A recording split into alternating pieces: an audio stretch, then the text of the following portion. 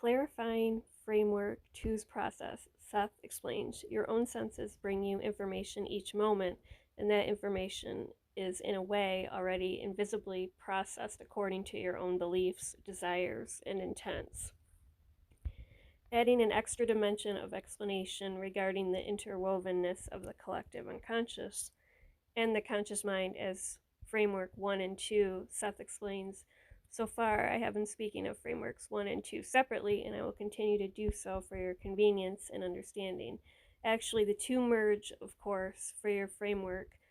One existence is immersed in framework 2. Again, your body itself is constantly replenished in framework 1 because of its simultaneous reality in framework 2.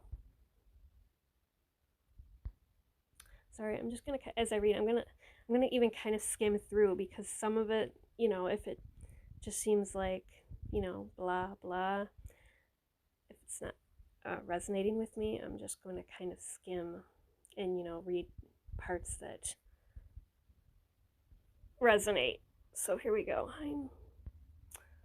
This deeper layer I call the collective unconscious. I have chosen the term collective because this part of the unconscious is not individual but universal, in contrast to the personal psyche.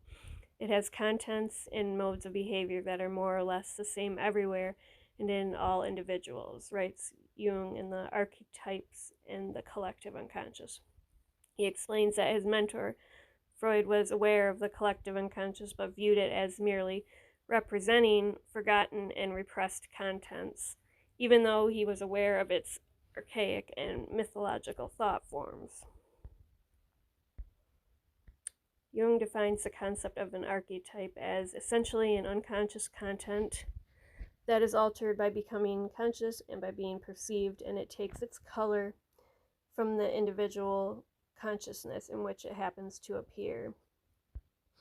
Delineating Jung's concept of the collective unconscious, Marie von Franz in Psyche and Matter points out, for Jung, however, the unconscious is in addition a realm in which subliminal perceptions, incipient processes of psychic development, that is, anticipations,